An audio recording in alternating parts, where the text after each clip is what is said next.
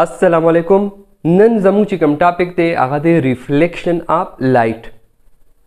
Reflection of light कज़रता पसादा पख्तू कोم ची रिफ्लेक्शन ऑफ लाइट से तवाइने ची कला रना द यौ सीज ना राउतंबीगी ची कला लाइट रना द यौ सीज ना द यौ ऑब्जेक्ट ना द यौ सरफेस ना द यौ मख ना राउतंबीगी नो दी ته ویل شي रिफ्लेक्शन ऑफ लाइट।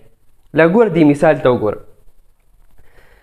چې کله د میرر ته د شیشې ته مونږ دا ټارچ دا بیټري بله کو او په دې باندې کله دا رڼا پریوزي نو دغه رڼا به ریفلیکټ شي د نو په دې دیوال باندې به پریوزي ٹھیک ده چې کله مونږ دا ټارچ دا بیټري دا آن کو دا بله کو دا بیټري نو دا رڼا په دې میرر باندې چې کله په دې شیشه باندې پریوزي نو د دې نه به ریفلیکټ شي او په دې دیوال باندې به پریوزي دغه رڼا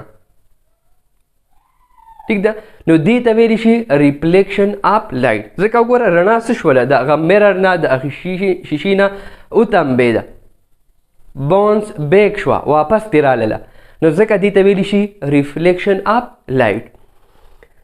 اوس په دې کې دوه قسمه لایټونه دي، یو چې کله دا شیشې سره دا رڼا لا نه وه جنګېدلې نو دې ته انسیډنټ لایټ وایي، انسیډنټ لایټ، او چې کله دا رڼا د دې شیشې سره وجنګېده او د دې نه راوتمبېده نو دغې رڼا ته ویلی شي ریفلیکټډ لایټ، ریفلیکټډ لایټ ځکه په دې کې ریفلیکشن وشو نو ځکه دغه رڼا ته ریفلیکټډ لایټ وایي. پوه شوې تر دې ځای پورې؟ همدغه شان چې کله دا سپومې رڼا کوي نو دا هم ریفلیکټډ لایټ دی، دې کې هم ریفلیکشن کیږي، د دې سپومې خپله رڼا نشته، دا یاد ساته، د مون د سپومې خپله رڼا نشته دی، د دې نه چې کوم رڼا راځي دا ریفلیکټډ لایټ دی. دا ګوره ته وګوره چې کله د نور نه رڼا پریوزي په دې سپومې باندې نو سپومې دغه رڼا بونس بیک کوي، دغې نه دا رڼا راوتمبېږي، چې راوتمبېږي نو دا په دې ځمکه باندې راپریوزي او چې په ځمکه باندې راپریوزي نو موږ ته هغه سپومې بیا ښکاري او په دې ځمکه باندې د سپومې هغه رڼا راځي. ټیک ده نو دا هم ریفلیکټډ لایټ دی، یا دا دې کې هم د ریفلیکشن هغه پروسس شوی دی، یعنی د نور نه رڼا په سپومې باندې پریوزي، د سپومې نه رڼا راوتمبېږي هغه بیا په ځمکه باندې راشي، د سپومې خپله رڼا نشته دی. نو چې کله په سپومې باندې د رڼا پریوزي دغه انسیډنټ لایټ دی او د سپومې نه دا رڼا چې کوم ځمکې ته راځي دغه ریفلیکټډ لایټ دی، ریفلیکټډ لایټ. نو اوس ګوره موږ به د دې تعریف څنګه لیکو؟ د باؤنسینګ بیک آف لایټ فرام ا نان ټرانسپیرنٹ سرفیس یا فرام ا نان ټرانسپیرنٹ آبجیکټ. چې کله د یو نان ټرانسپیرنٹ سرفیس نه د یو نان ټرانسپیرنٹ مخ نه رڼا هغه بونس بیک شي واپس راوتمبېږي نو دې ته ویلی شي ریفلیکشن آف لایټ. ټیک شو؟ او ته ما ذکر وکړو دوه قسمه رڼاګانې بیا په دې کې چې کوم کله رڼا په هغه نان ټرانسپیرنټ سرفیس باندې پریوزي نو هغې ته انسیډنټ لایټ وایي، انسیډنټ لایټ، او چې کله د هغې نه هغه رڼا راوتمبېږي بونس بیک شي نو هغه رڼا ته بیا ریفلیکټډ لایټ وایي، او دغه پروسس ته د هغه عمل ته څه ویلی شي؟ ریفلیکشن آف لایټ. پوه شوې تر دې ځای پورې؟ اوس ګوره موږ سره دوه قسمه سرفیس دي، شایني او لایټ کلر، مطلب چمکدار سرفیس او دا سرفیس چې د هغې رنګ سپینچني، او بل خوا ډارک سرفیس او ډل، یعنې داسې سرفیس داسې آبجیکټ چې هغه تک توري یا توربخني او د هغې مطلب چمک دمک پکې هم نه نو د دې په ریفلیکشن کې یعنی چې دې نه ریفلیکشن کېږي په هغې کې بیا فرق دی. ته وګوره چې کله د شایني سرفیس نه داسې یو آبجیکټ داسې یو سرفیس داسې یو مخ چې هغه شایني چمکداري او هغه سپین بخن کلري چې هغې ته ته ټارچ بل کې رڼا ورته بله کې په هغې باندې رڼا کله پریوزي نو د هغې نه زیات ریفلیکشن کېږي. ټیک ده؟ امپورټنټ پوینټ دی، امپورټنټ ایم سی کیو دی. او چې کله دغه رڼا مونږ په یو ډارک او ډل سرفیس باندې کوو، داسې سرفیس چې هغه توربخني، دا ګوره داسې خړ غونته ډارک خړ غونته سرفیس دی چې کله په دې باندې لایټ رڼا پال کېږي نو د دې نه به لږ ریفلیکشن کېږي. دا هم یو امپورټنټ ایم سی کیو دی، یو امپورټنټ پوینټ دی، دا یاد ساته. ټیک ده؟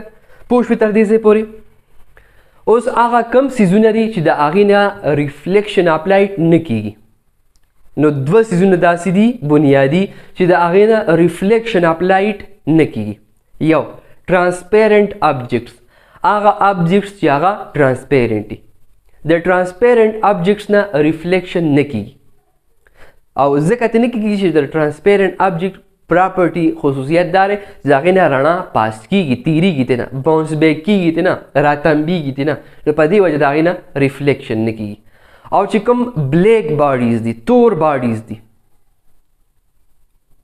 بالکل ډارک بلیک کلر باډیز دي، ډارک بلیک کلر سرفیسز دي، د هغې نه هم ریفلیکشن نه کیږي. ځکه چې کله په تور سیز باندې رڼا پریوځي نو تور سیز رڼا ریفلیکټ کوي نه، تمبوي نه، بلکې هغه څه کوي ټوله رڼا جذب کوي. نو ګوره تا به خیال کړي اوړي کې مونږ سپینچنې جامې اچو، سپینې جامې اچو ګرمۍ کې، ځکه هغې کې دا خصوصیت دی چې هغې باندې کله د نور رڼا پریوځي په سپینو کپړو باندې نو هغه ریفلیکټ کوي، زیاته رڼا هغه څه کوي ریفلیکټ کوي. نو په دې وجه زموږ ګرمي کمه کیږي. ټیک ده. په ګرمۍ کې که تا تورې جامې واچوې نو د بنده د ګرمۍ نه مړ کوي. دا یو وجه دا چې هغې باندې کله د نور رڼا پریوځي نو هغه ټوله رڼا هغه تور باډي یعنې تورې کپړې هغه یې جذب کړي، هغه یې ریفلیکټ کوي نه. نو په دې وجه د بنده ډېره زیاته ګرمي کېږي. خیال به دې کړي. اوس په ژمي کې مونږ سپینې جامې کمې اچو، ډارک کلر کپړې زیاتې اچو ژمي کې، یخ موسم کې. نو یوه وجه دا چې یخ موسم کې خو سړځي او چې تورې کپړې ته واچوې نو په هغې باندې د نور رڼا پرېوځي، هغه جذب کړي، ریفلیکټ کړي یې نه. نو په دې وجه ستا وجود چې کوم دی ګرمي او ساړه دې نه کېږي. پوه شوې؟ نو دوه څیزونو نه ریفلیکشن نه کېږي یا دوه څیزونه لایټ نه ریفلیکټ کوي. یو چې کوم بلیک کلر تور رنګ والي څیزونه دي، ټیک ده، او بل ټرانسپیرنټ آبجیکټس چې کوم ټرانسپیرنټ آبجیکټس دي د هغې نه هم ریفلیکشن نه کېږي. نو دا زموږ نننی ټاپک ریفلیکشن اف لایټ په باره کې. امید لرم چې انشاءالله په ټاپک باندې به 100% پوه شوي. که ویډیو دې خوښه شوي لایک یې کړه، کمنټ پې وکړه او خپلو ملګرو سره خامخا شیر کړه. او که ته زموږ په چینل باندې نوي او تر اوسه پورې تا زموږ دا چینل نه سبسکرایب کړی نو چینل سبسکرایب کړه، خوا کې د غنټې هغه نشان هم دباو کړه، ځکه چې کله هم نوې لیکچرز اپلوډ کیږي نو اول نوټیفیکیشن به تا ته راځي. انشاءالله ډېر ژر به ملاقات کیږي په یو نوي لیکچر سره. خوشحاله او آباد اوسئ. د لوی الله په امان.